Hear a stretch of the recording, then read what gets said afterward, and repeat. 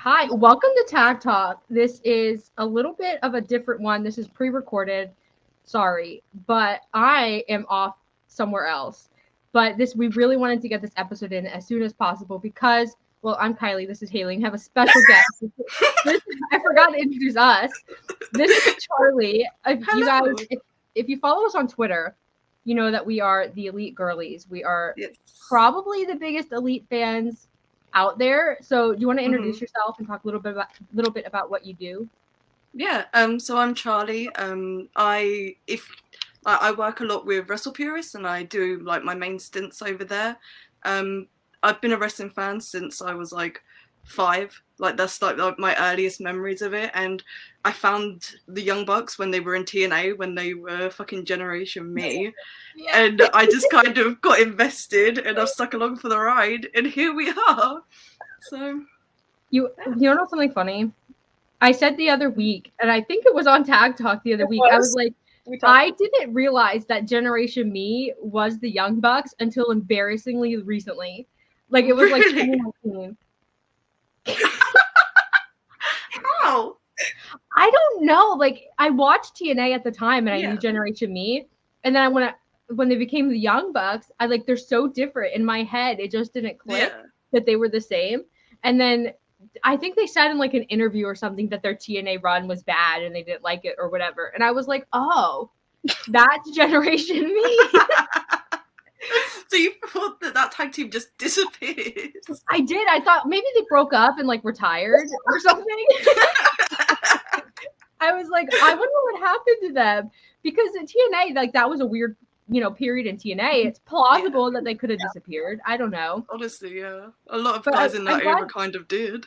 Yeah, and you know what? I'm glad it's off my chest now because I was keeping that a secret. You know what?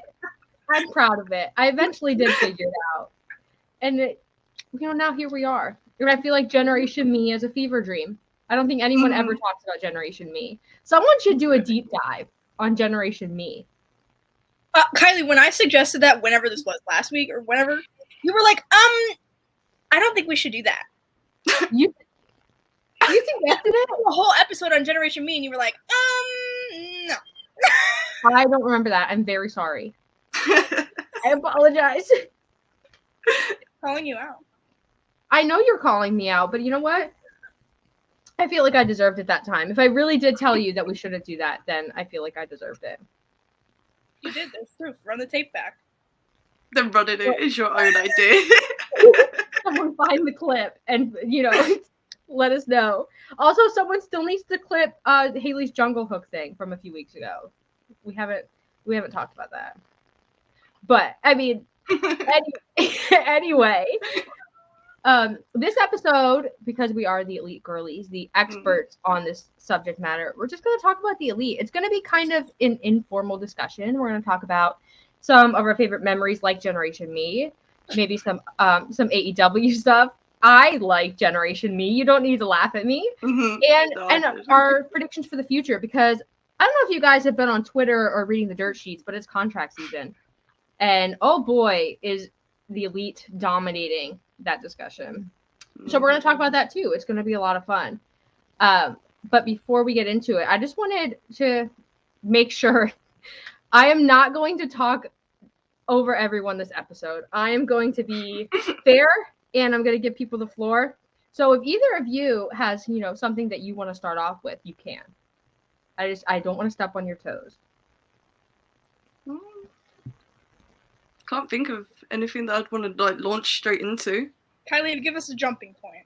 Okay, so we're going to talk about the Golden Lovers because that's where I want to start. Yes, okay, that works. So Haley and I haven't done a Golden Lovers episode. There was a period where we were promising it, and we just never did it. So this is our time to do our little Golden Lovers episode. Because I love Kenny Omega. You guys are more Young Bucks people. Do you really? Never would have guessed. I had no idea. It says it. Nope, I'm sorry. You need glasses, I think. Can't read. But, so the Golden Lovers, I think for me, my favorite Golden Lovers thing is one, their reunion. And also I love well, I love that they always come back to each other, but I also love that Matt Jackson still kind of has animosity towards Ibushi. He's so bitter. He's like Matt Jackson as a wrestling character is kind of a lot. Mm-hmm. He really He's very is. possessive. It's very funny. It's very funny. I think it's because he's so insecure. Mm-hmm. Whereas Nick is not. Nick is, and maybe I need to know if you agree with this. Haley and I believe that Nick Jackson has no thoughts in his head, just murder. Yeah. He just wants to like follow along with his brother and does what Nick does and just like does what Matt does, and then he's just like, yeah, I'll fight people along the way. It's great. He's special. Hangman is a whole other thing, but I feel like when it comes to the Golden Lovers, and especially when it was back in New Japan, the Golden Lovers versus the Young Bucks, I really did feel like it was Matt. And then moving forward into Kenny and Hangman versus the Young Bucks, once again, I feel like it was Matt who really held that animosity. Like Kenny is his person. Yes. And I feel like just rewatched that match like literally hours ago because I wanted it fresh in my mind. Of course. And I was like, wow, Matt is way more dramatic than I remember. Yeah. Like, just so dramatic. But I love that. Like, 2018 to 2020, he was, like, really in his bag with the dramatics. And he was, like, he was so invested into putting his all into this character. And, like, he still shows glimpses of it now. But now they're, like, all back together. It's, like, less prominent. But he's just so possessive of, like, his person. It's very relatable, honestly. It really is. It really is. And I feel like that's what I love about the Golden Lovers and also the Elite is that they're playing on emotion that we don't often see in wrestling. And if we do, it's really hokey. Like when it comes to the jealousy thing and envy in terms of relationships, I feel like the biggest examples I can think of are wrestlers being jealous because their girlfriend is talking to another wrestler, like The Undertaker, or just annoying things like that. But to me, I feel like the Elite does really well is making the emotion of it really subtle. Like the storyline is never really that Matt Jackson has jealousy issues. It's that Matt Jackson is this insecure man who just loves his friends, and he shows that through wrestling and teaming with them. So when it comes to the Golden Lovers, I fully believe, the Golden Lovers is a little bit different because that is like a romantic relationship on screen, which there's a bigger point to be made about queer representation. But the way the Young Bucks feel, or Matt feels threatened by that relationship, it's so interesting, and he carries it through his career. It's never just a one and done story. So I really respect that from him as a storyteller. Yeah, 100% agree. Something else I really like, kind of about, I guess, the Elite as a whole, is like because of the kind of toxic masculinity that surrounds wrestling, I feel like oftentimes in their storytelling, they're really good at like, breaking down barriers in that way. Yeah. For men, you know what I mean? Like a lot of the time, I feel like there's been a lot of instances throughout, I guess, the Elite story that they've kind of done that. Yeah. Yeah, I definitely agree. And just sort of thinking back in wrestling, at least the wrestling I've watched, a lot of the friendship stories of like these immense friendships, these strong friendships, a lot of it is women's stories. Like I think of Sasha and Bailey, I think of Trish and Lita, those complex stories. When it comes to men's stories, like with the tag team, it's always just a tag team of convenience, for business, for winning, something like that. Because I think a lot of people forget that wrestling is a performance of gender, whether that's hyper-masculinity, hyper-femininity, or somewhere in between. And so for so long, wrestling has really relied on these hyper-masculine males. And I think that's why the Elite appeals to our demographic of young women so much, because they're masculine, but in a healthy way. And there's vulnerability in their friendships and in the relationships they build. So you said it better than that's literally what I meant, but I just couldn't. I'm a better writer than I am a speaker. We know this. It's okay. Haley's a writer. I'm a speaker. I cannot write as well as you, Haley. Anyway. I can't. It's true. And so when it comes to something like in AEW today, the Hangman story, and sort of the guilt that's part of that story, the longing, sort of the joy of like reconciliation, I think that sort of alone in itself defies the stereotype of toxic masculinity. I think Hangman himself is a caricature of defiance of toxic masculinity just by his very virtue. And so I think, I don't know, I feel like that is why one, the Golden Lovers became so popular, because, you know, a gay tag team that isn't, you know, a joke and, you know, treated for laughs and sort of mocking. I think that's important, but it's not just the Golden Lovers. It's like all these connections that are built around them and the acceptance that the people around them have of their relationship. So that's why I wanted to start with Golden Lovers, because I felt like it was an appropriate topic for us. Yeah. Like with the Golden Lovers, I feel like like there's a lot of appeal for it as well, because of as much as like they are representation on screen, that was never the central focus, and it was like never made a mockery of, like you were saying. Like the focus was like all the surrounding storytelling with it and just how talented of wrestlers they were. It was just another layer of everything they already had going on, which I really liked and why it appealed to me a lot. Yeah, and I think that's why stories like the Golden Lovers, you know, become so popular, because like Kiley was saying, you know, we haven't had a lot of fantastic queer rep in wrestling. It's just the nature of it.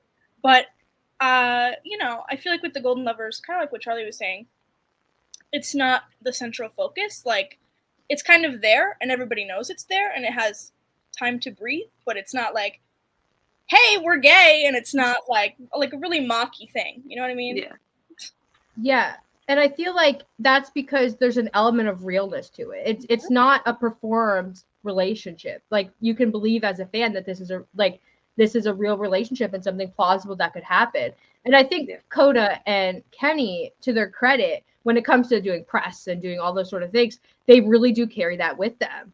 The story of Kenny seeing Kota Ibushi on tapes in Canada and flying to Japan just for him, to wrestle with him, to wrestle against him. Like, that's a romantic story, of course, but it is entirely believable for fans. And when they're apart and they're not seen together, fans can really believe, like, oh, these guys are no longer together. There's, you know, tension there. And then when they reconcile, they're everywhere. So I think when it comes to representation, the mocking thing, of course, and, you know, making jokes about, you know, queer couples, but it's also like, it's so real. And it's not sort of like a fan fiction version of a relationship. Like, this is true representation. AO3. It's not AO3. It's definitely not Wattpad. Yeah. And so I feel like that's why it worked so well. Yeah. And it's never about their wrestling. Their tag team is never about their relationship, but it's always in the back of the mind. And I feel like that's the same thing for the Elite. These really strong friendships that they've built, these family relationships with, you know, the core Elite, and also with, you know, SCU and all these other people that are sort of on the periphery of them. We're always aware of that. And so people, when, you know, one of us says something on Twitter about, you do guys remember in like 2019 this happened, and no one remembers, it's because you need to be an Elite fan, because you're like trained and you're indoctrinated to understand what they're doing. 100%. And sometimes I feel like it's like, oh, sorry, I didn't mean to cut you off, but I wanted to say sometimes I feel like really delulu about it, and I'm like, am I just being super delulu, or are they speaking to us? Like, we're the only ones that get it. And then normally I get what you mean, but I'm not delulu, so thankful. Yeah, it's like having like been along for the ride for so long now, sometimes I'm just like, am I crazy for seeing this so early? Because I was like, when they were building to the Elite versus Blackpool Combat Club, I started tweeting about that in like February. I was like, well, I can't wait for this feud. It's going to happen this summer. And everyone was like, where are you getting this from? I was just like, is it not obvious this is where it's going? Like, am I crazy? But that was real rewarding when that finally happened. But yeah, man, it's like being tapped in for so long. You just start picking up on the cues of what's going to happen. And that's what makes it so fun to be an Elite fan. They really do reward you for like being in for the long haul, stuff like that. Yeah, and sometimes I will say, both of you will tweet something and I had not thought of it. And I'm like, oh, that is actually such a great point. And it's for like the smallest details in things. And Haley, you know, she she's a writer and she'll write about things. And I'm like, you know what? That's a great analysis of this tiny little seemingly insignificant detail that turns into a major point in the story. And so when you watch the Elite for as many years as we have, it just becomes second nature to look for things, to really be invested in the story. And in an age of wrestling where most fans understand that it is scripted, that these are scripted stories and everything, I think that's a nice workaround to make people buy into the stories, to believe in them in a different way, to really pay attention to details and things like that in a way that maybe you won't if you're just watching like a sitcom or another TV show or something like that. So I think that is why AEW has succeeded so well, because fans are trained to watch every week, to watch as much as they can, and to really put themselves into it and not just watch it, you know, on the background or something like that. So thank you to the Elite, honestly. Yes, absolutely. It always I don't like to talk that much about ratings because I don't care. But it's always funny when people say no one likes the Elite don't draw, blah blah blah, when it's the company was made because the Elite draw. Like that's the whole story. So I think sometimes fans think that you have to watch Being the Elite or, you know, all these other AEW, you know, YouTube specials and all the things to really understand the story, and you don't. You just need to watch AEW and the Elite will be there. They're not gonna, like, they don't hold your hands and like get on the mic and say, "Hey man, like you have butterflies on your jeans. What does that mean?" But it's like, as a fan, you think about it, and I think that's really exciting. Yeah, so with being not me cutting you off again. Go ahead. Like with being the Elite these days, it definitely feels more like these are just like little extra things for the fans that do still watch and like who are still paying attention.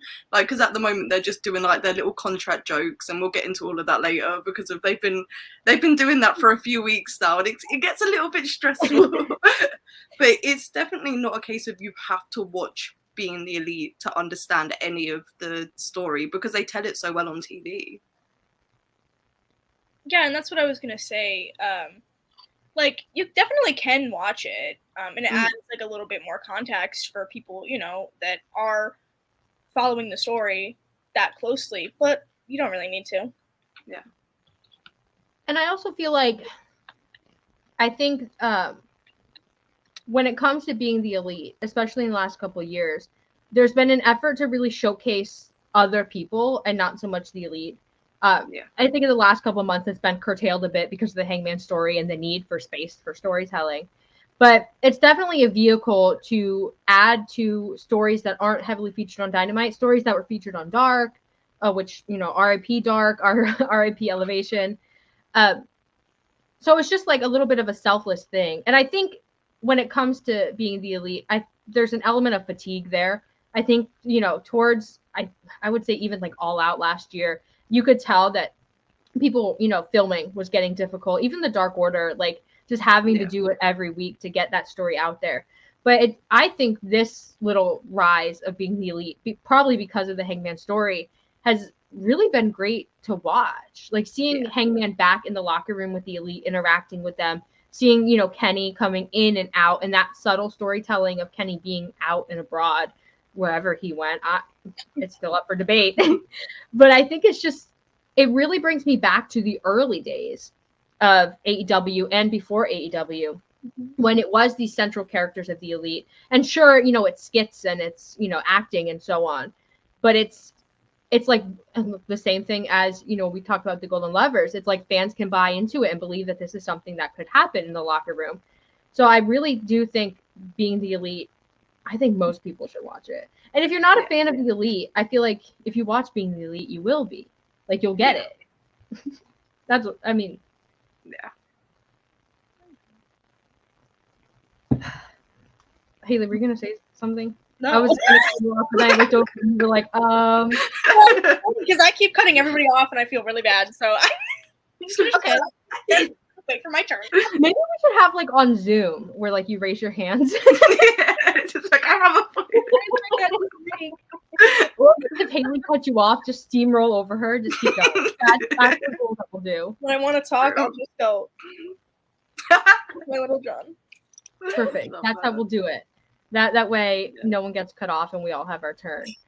But speaking of Hangman, I kind of wanted to give a little bit of time to Hangman Page because, one, I think he's the best babyface in AEW. And also, I feel like this current story with the Hung Bucks, you know, with you two who are like Hung Bucks girlies, Young Bucks girlies, I feel like we should really just talk it out and like feel through the story. Haley looks totally unconvinced, but we're going to do it anyway because Are you my therapist? sometimes. Anyway. But I feel like fans who are watching AEW now, the Hung Buck story maybe feels a little bit confusing because of the Kenny Omega thing and the fact that Hangman and the Elite for most of AEW have been at odds. So I just wanted to get your thoughts on the Hung Buck story up until now, where you see it going in the future, and just dive into the discussion, to the meat of AEW, I think. Mm-hmm. I think the Hung Bucks story ends with them winning the trios titles. That's where I think this is going to lead. Like, they finally teamed together again, and they just fell into it so seamlessly last week. Like, Hangman was doing moves he hasn't done since before he joined AEW, I think. Like, when's the last time he did, like, the running shooting star press? Like, when he was teaming with the Bucks in Ring of Honor and New Japan and that. So, man, that's where I think it's going. And I think that's going to be, like, potentially, like, the next, like, not rift, because I don't want there to be any more rifts, but that's going to be, like, the next layer of the story with Kenny being like, oh, so now you're teaming with them to do it. Like, that's what you wanted in the first place. Because they did ask Hangman first. Mm-hmm. So I think that's going to be, like, a fun little callback. A nice little callback to that. But yeah, I don't really know what's going to happen in between. I think we've still got blood and guts, and that's going to happen, I think. And that's going to happen with the Elite as a whole.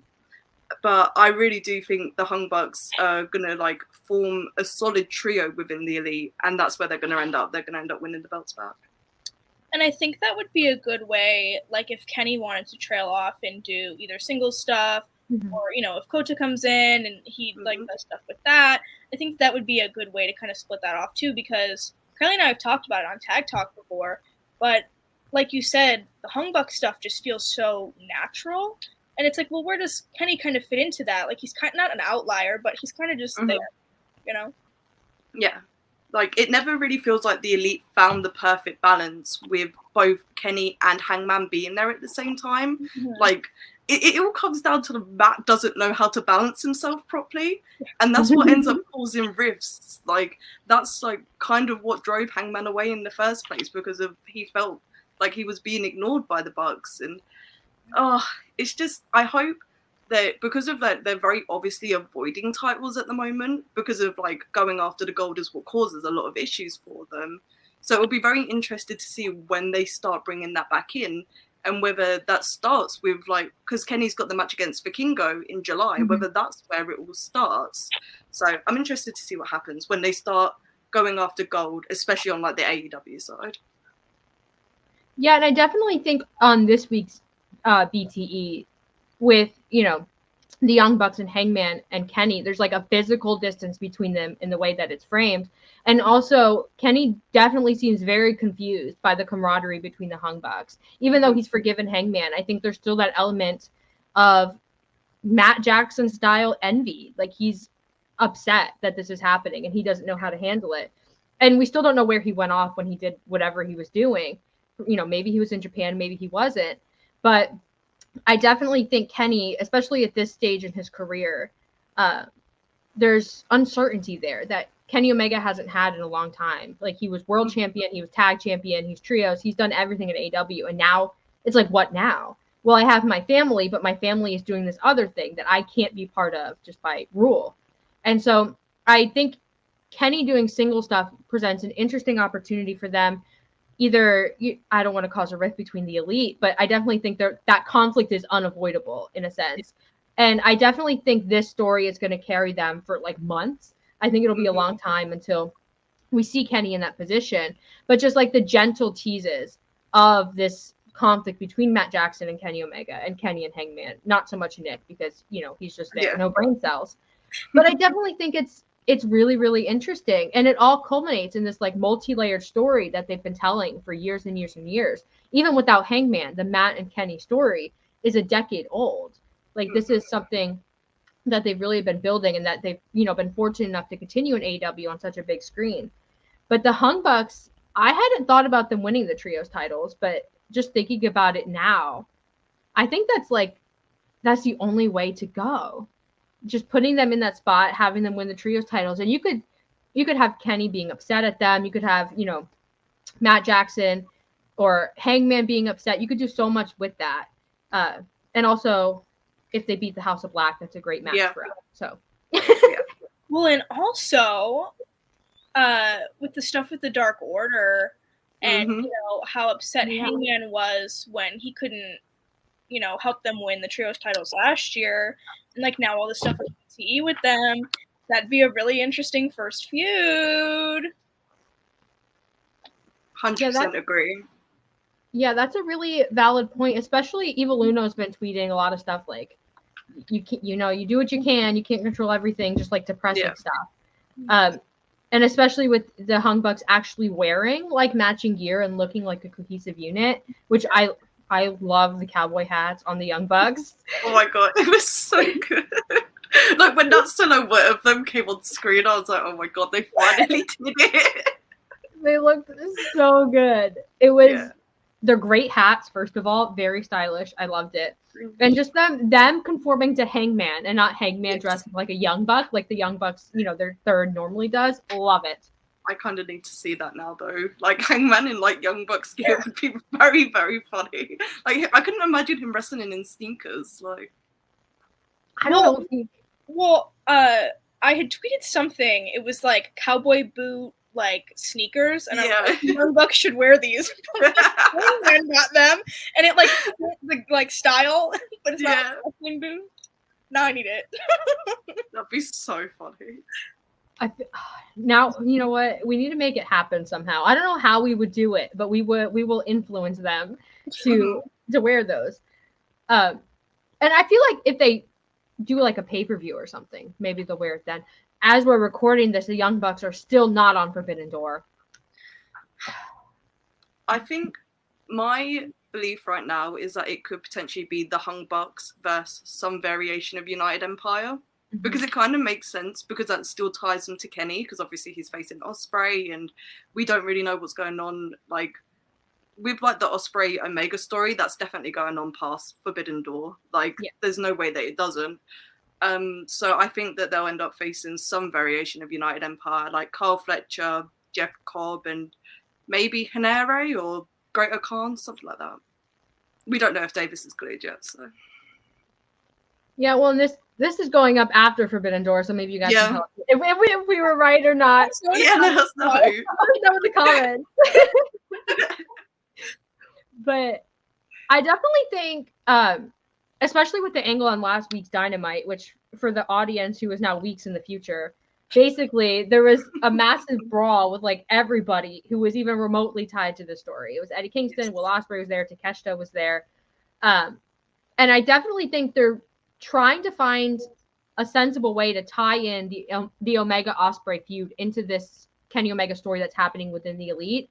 I'm not sure I see where it's going, but I definitely think Omega Ospreay, I think they're going to try to make this the new like Okada Omega, like getting Ospreay to that next level the way that Okada got Omega to that next level. So I see it going past Forbidden Door probably into 2024.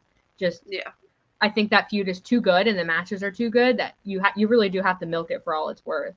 And it'll be interesting to see, depending on what happens with the Elite, how Kenny sort of goes back and forth and is in this in-between zone between, the Hung Bucks are doing all this stuff because Kenny's not there. And also he has to deal with Ospreay. So I really love Kenny Omega being central to this story. Of course, Kenny Omega girly. I think there's going to be another layer of that too, because I've convinced myself that Takeshita is joining United Empire, because I did think it was Blackpool Combat Club at first, but I think the links with United Empire are there, and that's how it's going to go down, and that's how they're going to tie things together more with this story. That's interesting. I haven't thought about that, because I was in the same boat. I was like, no, he's definitely going to join the BCC, And like there were like hints of it, but I'm like, Mhm. is it gonna happen? Is it not? Like we haven't gotten anything, so I don't know. Like, my theory of this came from the fact that Kyle Fletcher showed up on the episode that Callis turned on Omega. So I was like, wait, what if this is happening? And he's just like their US like consul or whatever. And then if Takeshita links up with them as well, because of like Ospreay, like last week, like he inadvertently stopped Omega doing the dive onto Callis and Takeshita. So like there's little things that are building, and I think that we could see it maybe happen at Forbidden Door, but I'm not sure. It's just an exciting possibility. Yeah, I think it's like a really good theory, especially because since the Takeshita turn, we haven't really seen him be with the BCC. It's always him and Don Callis. Don Callis cutting a promo, and Takeshita's basically just there. So there's definitely, I think, a clear divide between the Takeshita and Don Callis pairing and the BCC. Whether that's intentional or not to avoid, the Takeshita to BCC narrative, I don't know. But I definitely like your idea more, especially because I think Takeshita in the BCC, while it makes sense, I think it's a easy way to go. I think there's a better story to be told within the BCC of a Danielson-Moxley feud. And after that, I don't know where Takeshita fits in. Because Yuta, I think they're still going with the Yuta best friends thing. I think that is going to carry him. And Claudio, of course, Claudio and Eddie Kingston. So, like, where's Takeshita at that point? Yeah. So, I like it better. I like your theory better. I buy into it. I think it'd just be really fun, and like because of Aussie Open are the only members of United Empire signed to AEW right now, like it gives them just another member there, like to tell their stories and that. And it would also be like a really interesting dynamic between Takeshita and Ospreay, because they're gunning for the same person right now. They both want Omega, so it'd be really interesting to see what would happen with that. Oh, that would be such a great match, Takeshita and Ospreay. And it really does feel like, and I've said this a few times, I feel like New Japan is finally back where it used to be pre-pandemic. Like in terms of stories and like in-ring stuff. I feel like they feel comfortable committing to it without having to worry about pandemic restrictions and things like that. So that's definitely something that they would do, is this cross AEW story with Takeshita and Ospreay gunning for Omega, especially because Omega is back in New Japan doing things there. I think it's so good. Now if it doesn't happen, I'm going to be like, you know what? There was a better way to do this. Yeah, absolutely. Oh my computer froze for a second. I was like, oh no, my Wi-Fi. But no, we're okay. I've been like a little bit worried for the last 10 minutes because it started like thundering and lightning here. That's why I keep looking at the window. I'm like, please don't cut out. It looks like it's super sunny out, and it is. Oh, honestly. So that's where we're at. That was such bad time. That was incredible timing for you to freeze. Storm is your number one hater. Oh no, I'm frozen. No, you're not. No, not anymore, you're not. Oh no. Okay. Is she back? I have like my little Wi-Fi symbol on, StreamYard, little Wi-Fi thing, but I think we're okay. Okay. If you know what, if I drop out, then you guys can just talk about Kenny Omega without me. Perfect. You have to do it in my honor. Do it. I don't remember what we were talking about before this. Takeshita. We're talking about Takeshita. Yes. I don't remember what I was going to say about Takeshita. I was going to talk about Don Callis. Well, that's Snake. I know. Boycott Cinnabon. We're still on that train. Mm-hmm. I definitely think because Don Callis is a snake, really count him out for what he's doing. I wouldn't be surprised if the Takeshita to United Empire thing, becomes a reality, or even something like closely related to it. If Don Callis somehow is with Kenny Omega at Forbidden Door, which is this coming weekend, which people are watching this, you've already seen it, so maybe that's completely stupid and it doesn't happen. But I wouldn't be surprised if Don Callis is just biding his time. Yeah, I think something that it doesn't bother me. It's really interesting to me. Takeshita's not been using music. And it's like, I thought at first it was just like, oh, maybe like they're just giving him new music and it just isn't ready yet. But it's been like a month now and there's just still just like coming out to a chorus of boos, which is really cool. But where's his music and what's going on with that? Yeah, and it's also interesting because on the screens, it's not like Takeshita. It's, Mel Coleman's paintings of Don Callis and Kenny Omega. So it's very much the Don Callis show. It's not the Takeshita show. So I don't know if they're going to do something with that. And Takeshita, there's going to be like an issue with Don Callis. I'm not sure. But I definitely think it's weird because Takeshita went from this like fiery baby face to turning on the Elite to now just being like the guard of Don Callis on his mission to destroy Kenny Omega. So it's definitely really interesting, and I'm really curious to see where they go with that. Yeah.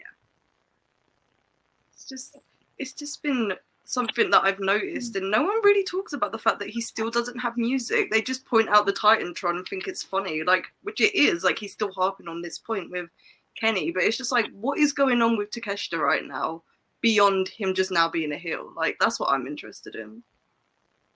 Yeah, and he's spoken a couple times, but he's not said anything that Don Callis isn't already saying.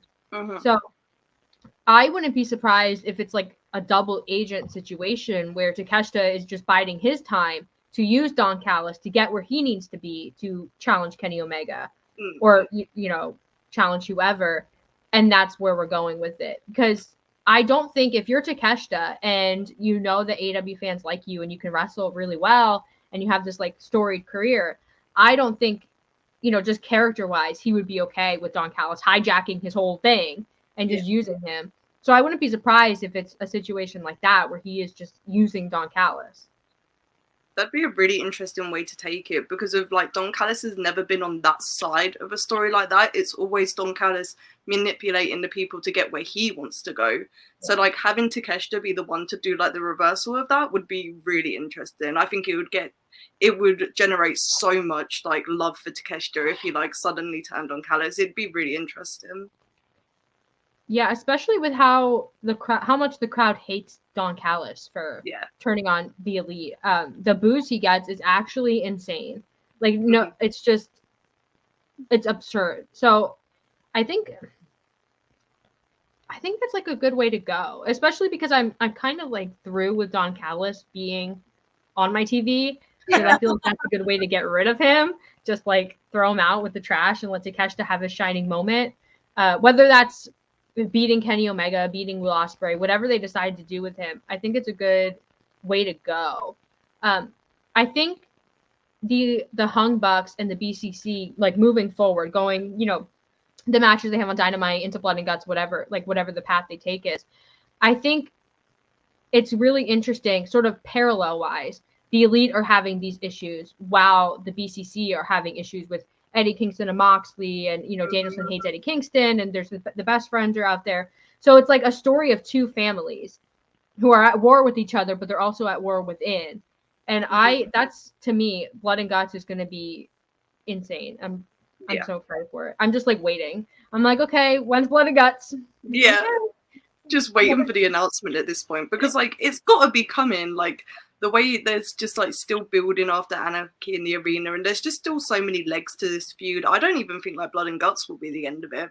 I genuinely think that this could keep going for like the most of like almost all of summer, depending when they do Blood and Guts, obviously, because it was like June last year, right? Or like beginning of July. So so if they did it like straight after Forbidden Door again, I don't think that will be the end. But if they push it back in summer, then it could be. Yeah, I'm also really curious about the All In, All Out week, like that same show, and then of course, the All Out pay-per-view. I'm really curious what they have planned for the Elite there. Because I imagine at All In, Kenny Omega is going to be in a big singles match doing something. Yeah.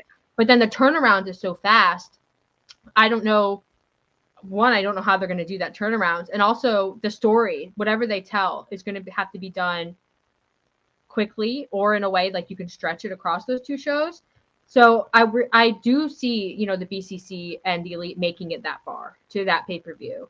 Especially, if CMFTR is a thing and, you know, they're going to do the elite match, I imagine they're going to have some angle at All Out or something just to play on, you know, the time. But I'm really curious about those two shows, how they do it, and if All In and All Out will be connected in some way.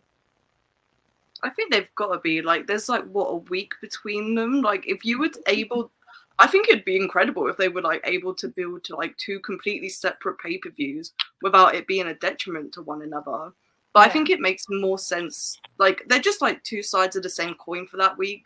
And I think the stories are going to be complementary. And I feel like a lot of what we see on All In, it's almost going to feel like All Out is a fallout show for that, which I don't think is going to necessarily be a bad thing. It's just like having, it kind of feels like WrestleMania night 1 and 2 in a way.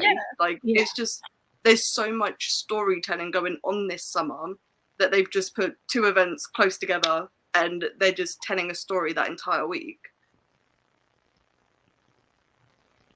Yeah, and I also think the WrestleMania night 1 and night 2 comparison, I think, is probably the best comparison, especially with Collision.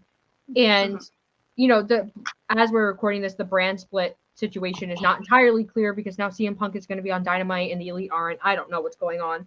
But I think that they have a lot of room to build a lot of stories. But I would like to see, especially when it comes to the Elite and, you know, the Blackpool Combat Club or whoever they're wrestling at that time, I would like to see them on both shows. I don't want this to be like All In. We're just going to do some like fun matches, some, you know, some UK talent, some European talent.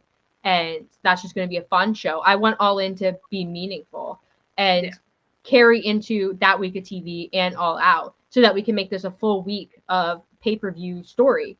And because they do have, you know, their normal TV in between. So that's personally what I want. I want this to be like a week-long endeavor of, you know, crazy story and everything that goes with it. And I don't know where the brand split will shake up by that point. I don't know where CM Punk will end up. I don't know where the Elite will end up. But I definitely think they have like a really, really unique opportunity to just put their wrestlers through hell storyline-wise, just make them jump through so many hoops and suffer and have it be two really, really great shows. Yeah. It almost feels like a double parts like season finale, like that week. That's what it feels like to me. And it's going to be like a really good opportunity to like finish up whatever storylines that like have been going on throughout the year at that point and like what ones need wrapping up and then starting fresh for the build into Full Gear and like that like kind of be their season finale for this year and just start fresh and like go into a new like era or whatever. So I think that could be really exciting if they do it like that. And honestly, a breath of fresh air and make it feel like, okay, so you've stuck around for this long. Here's the payoff. And then here's what we're doing next.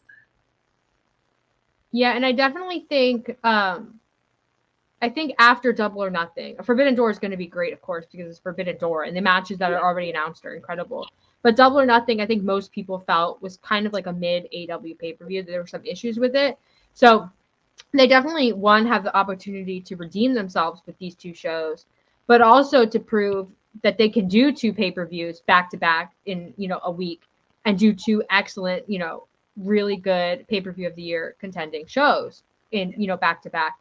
And I don't know if they're going to divide talent and like you're working All In, you're working All Out, or how they're going to do it. But I definitely think, you know, the stories that are biggest in AW right now, you know, it's the Elite and the BCC. It's CMFTR, whatever they end up doing. I have no idea.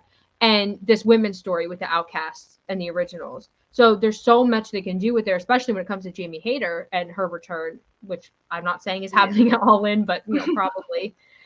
There's like so much they can do, and I'm really, really excited for it. And with the Elite's contracts sort of up in the air, I don't know. I'm not in their mind.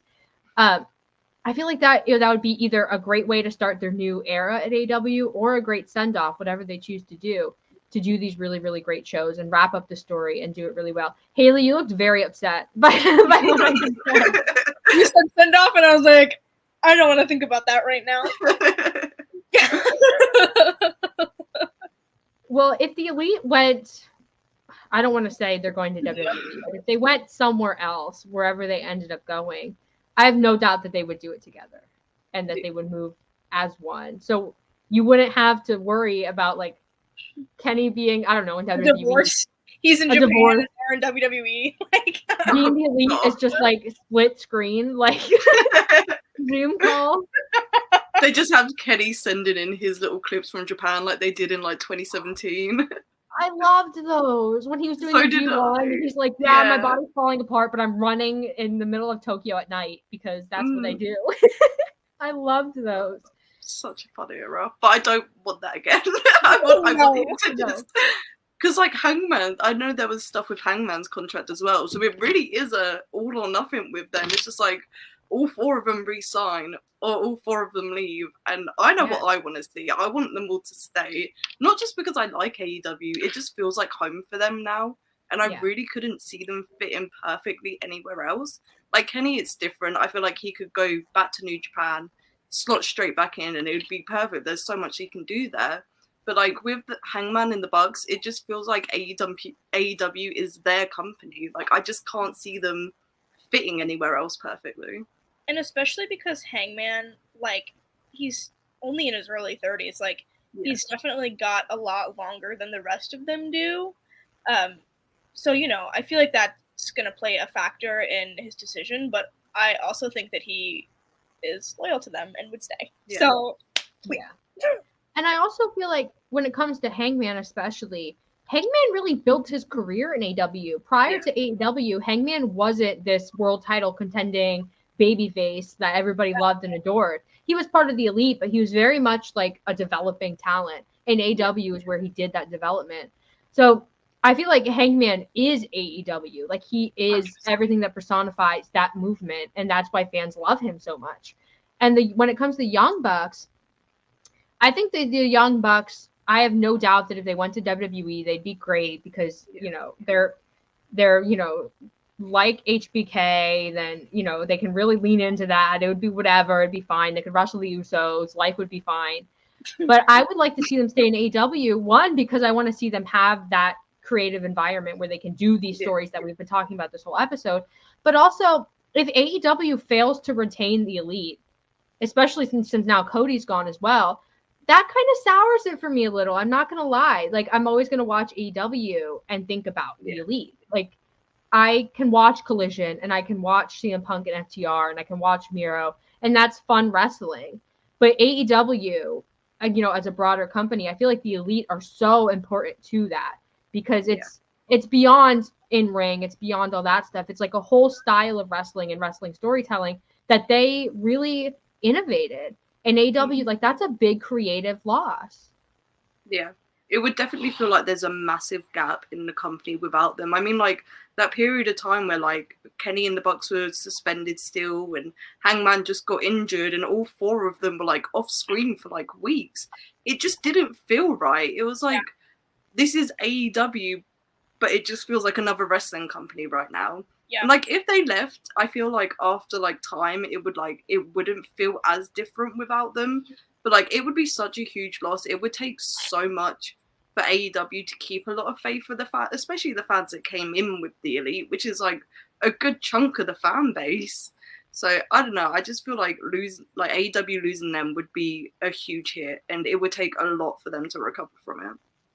Yeah, losing the, like, ethos of your company, like, the people that, you know, helped you start this place. I mean, the company's named after them, and you know, they've been so loyal and they've done so much for AEW. I think that the fans would harbor a little bit of resentment for that, for sure. Yeah, and it's like Matt said on Being the Elite. Like, if Matt Jackson doesn't take Tony Khan's phone call, if he ignores it, they go to WWE and there's no AEW. So AEW, it's wrestling style, the way that they tell stories, all that stuff is because the Elite came and they brought their friends and they gave Tony Khan that chance. Tony Khan could start his own wrestling promotion and, you know, do whatever. But fans of the Elite, would they tune into that, or would it just be another Impact Wrestling where there's, you know, loyal wrestling, hardcore fans who watch it and they enjoy it and it's good, but it's not this WWE competitor that AEW is. So I definitely think the Elite, you know, for all the controversy, the people who don't like them, who think that, you know, they're quote unquote soft for all the stuff that's happening with CM Punk. I don't see an AEW that has the fan base that, you know, watched those shows in the first year with no TV up until October, who, you know, bought the merch, supported, watched press conferences where nothing productive happened, just them speaking. Those fans are Elite fans. Like, you can't argue that they aren't. Like, they followed the Elite through this journey. And then it's like a million fans every week. Some, of course, some of them are, you know, there are other people they love. They're going to watch. They're going to do their thing. But there's a huge subsection of fans who would be really upset by that. I don't think all those fans just go and watch WWE or go and watch New Japan.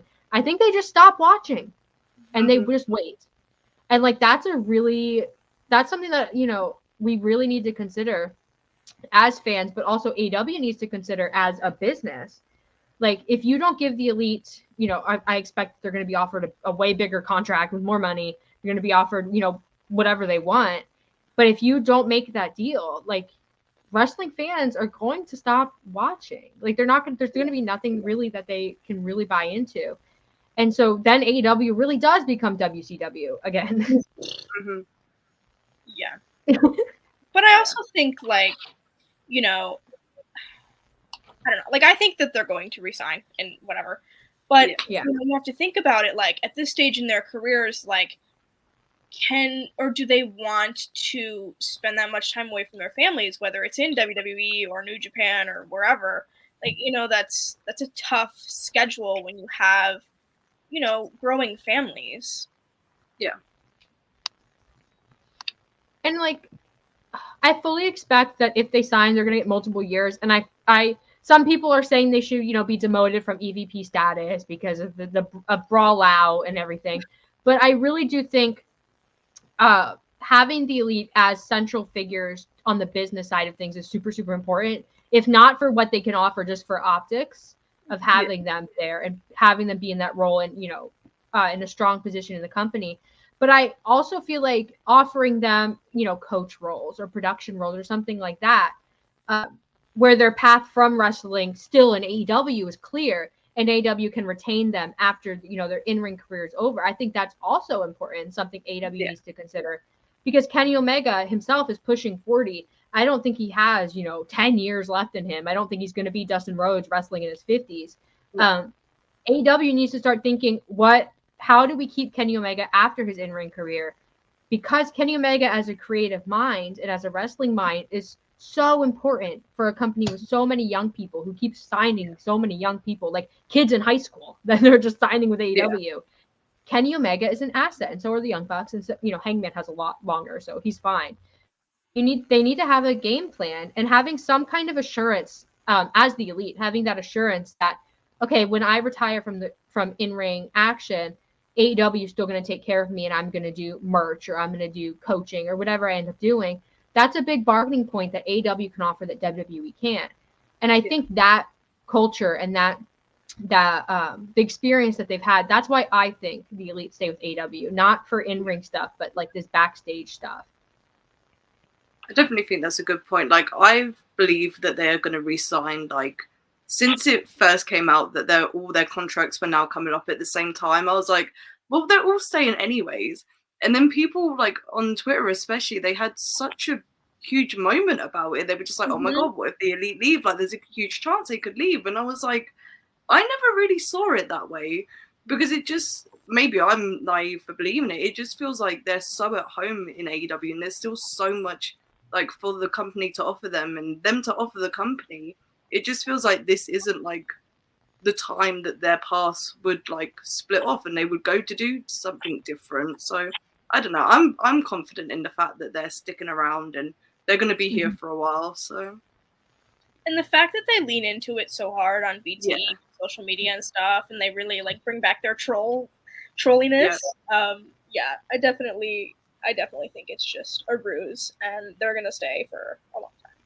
They just like getting a rise out of the fans. They do it with this sort of stuff all the time. Exactly. So that's part of the reason I haven't been worried. Like, the minute they started like poking fun at it on Twitter and on BT and that, I was just like, okay, they're staying, it's fine. Like, I will say though, with Triple H being like primary creative, whatever his title is, whatever he's doing in WWE, I did think twice about it because like my initial response was, oh, Matt Jackson's in a suit and he's making fun of this, Chili's Wendy's situation, whatever. But then I was like, oh, but it's Triple H, and Matt Jackson has always said over the years that Triple H was really respectful towards him, really respected him as a human being, as a dad, and as a husband, and all those things. So I did think twice about it.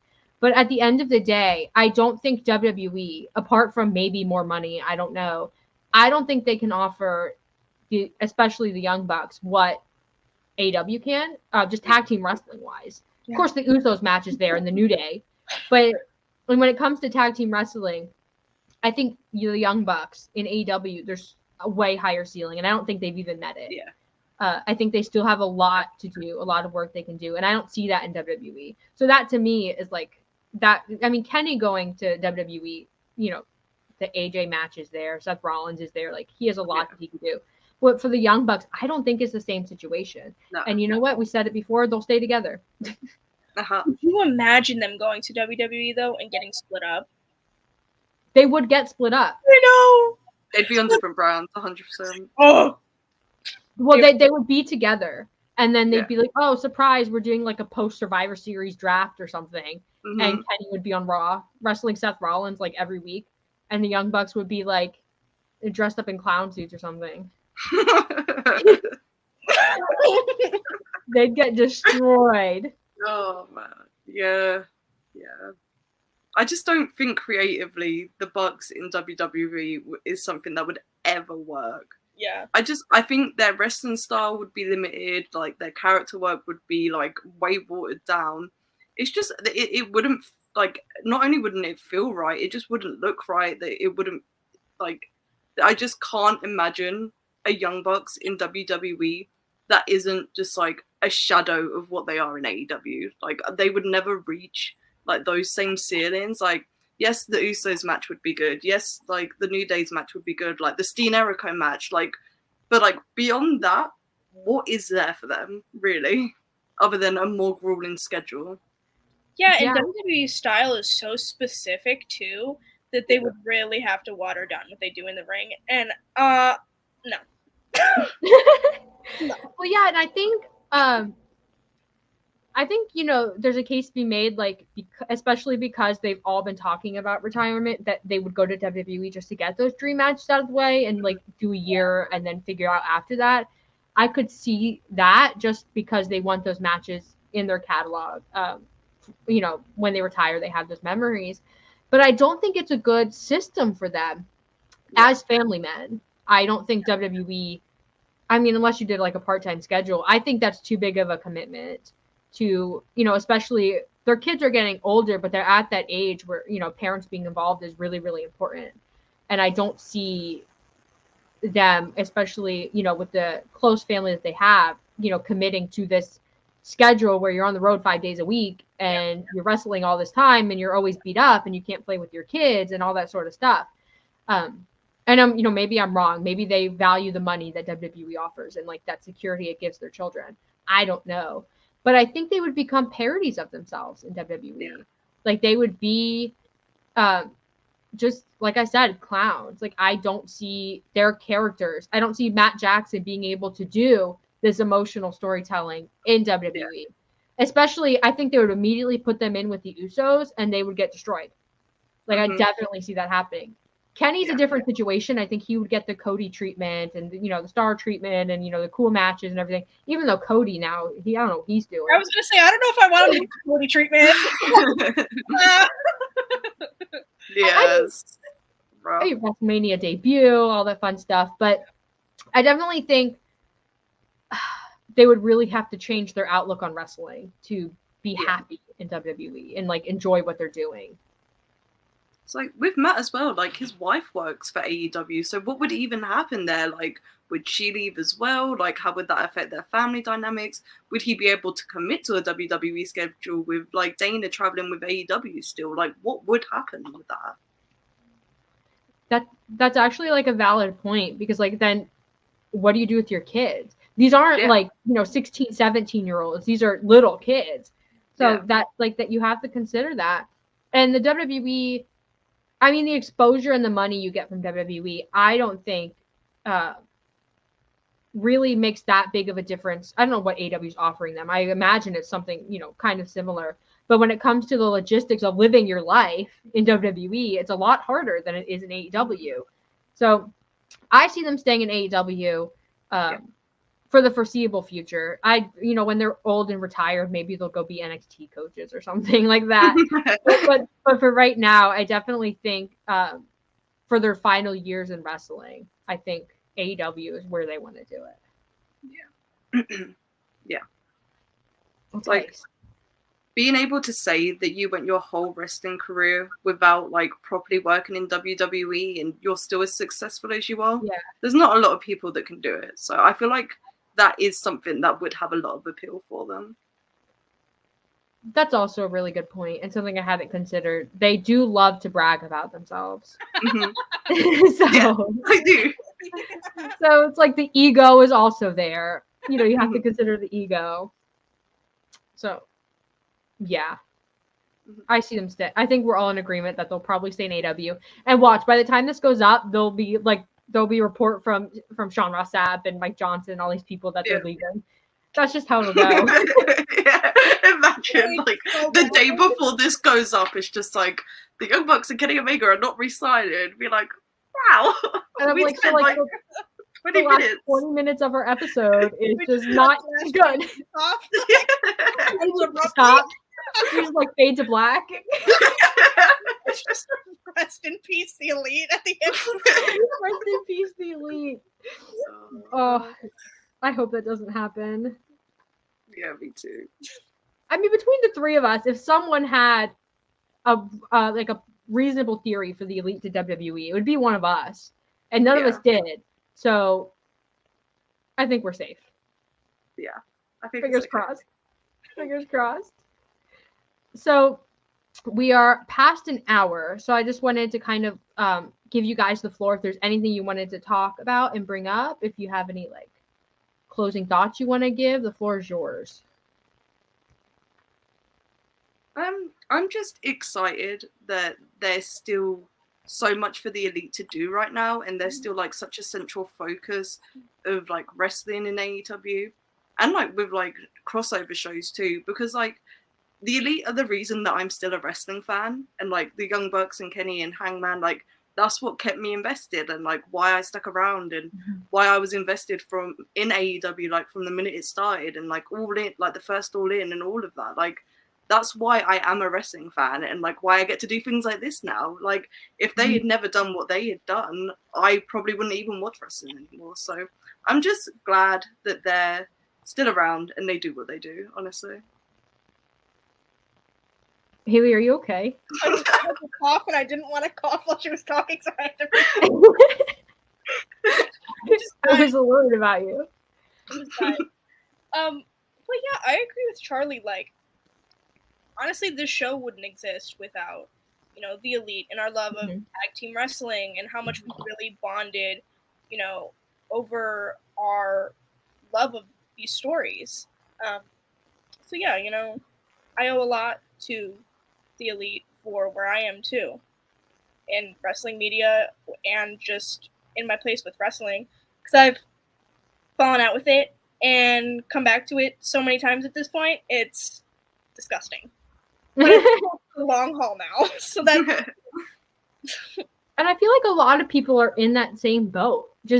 I think the Elite, not just AEW, but before AEW, they really spawned a whole movement of new wrestling fans or returning wrestling fans, and also young wrestlers who are now, wrestling on TV because they saw the Elite in PWG or they saw the Elite in Ring of Honor or whatever, and they wanted to become wrestlers. So I feel like industry-wide, I think a lot of people owe a lot to the Elite. Whether you like them as wrestlers or not, it's undeniable the impact they've had on the business. You can't argue with it because AEW is here because the Elite did all that work for so many years to make it happen. So, I'm really glad we did this episode because me too. I feel like, I feel like we all needed to be on screen together at some point, and it had to be about the Elite. And 2, I feel like we really got to have like an intellectual discussion about the Elite. And I really enjoyed it. So thank you so much for joining us. Thank you for having me. This was great. I'm really glad that we got to do this, and hopefully we get to do more in the future. Oh, definitely. When I get back from my July sabbatical, we'll definitely have to do another one, especially with All In coming up and like that chaotic week. We'll definitely have you on for that. Awesome. I can't wait. So I guess we'll go Charlie, Haley, me. Do you have anything you want to plug? Any projects, Twitter? So I work with WrestlePurists. I mentioned that in the beginning. So if you guys want to see more from me, like check them out, like that YouTube channel. Like I do a lot of the streams on a Wednesday and Thursday. I write features for them too. I did one on thank you. I did one on Christopher Daniels last month, and I'll have one coming out hopefully before the end of this month, depending how it goes. So check those out if you want to. Okay, Haley, your turn. I mean, you guys can follow me on Twitter at Haley_. I have heard that Eating the Indies it should be releasing on Amazon in the beginning of July. So I know you guys have been sending me messages and asking me about it. So I think that's the timetable right now. But you can follow me on Twitter for the link and everything for that. And I'm still writing on Wrestling Muse, my Substack, trying to figure my life out. But that's where you can find me. Okay, now I have the big plug. But first, my plug. You can follow me on Twitter at Kiley Wrestling. If I'm on a show, I'll post about it, so you can just go see it. I'm going to be MIA for all of July. I have like a non-wrestling professional thing I'm doing, but I'll be back in August. Well, the end of July, but Tag Talk will be back. And we'll be back and better than ever. We're totally we're going to revamp the show. We're going to have a lot of fun with it. We're going to have Charlie back on. So make sure you come back in August. This is Tag Talk. Typically, we are live every Monday at 3. This is a recorded episode because we wanted to make sure we got Charlie on before I'm gone for weeks. So we recorded. So Tag Talk live Monday at 3. I think we're going to stick with that in August. I don't think anything there is changing. So if it does, follow me on Twitter and you will find out. This is Fightful Overbooked. There are lots of great shows on Fightful Overbooked, not just Tag Talk. There's Coexisting with Bob and Maggie. There's Spread Club. There's FMT. There's so many great wrestling and non-wrestling things here. So make sure you go check out all those shows and all those people. Subscribe to Fightful Overbooked. Like this video. And comment your thoughts below. And let us know how you're feeling. You guys are watching this after Forbidden Door, so maybe everything we said is completely moot. But you know what? I still want to know. I want to know where we went wrong. Like, this would be a great test for us. Like, are they really as smart as they claim to be? I don't know. We're going to find out. Ahead of the game? I think we are. Yeah. I really do think we are, but maybe we're not. So let us know in the comments below. I think I covered all the points. So we'll see you guys in August. Thanks for having me.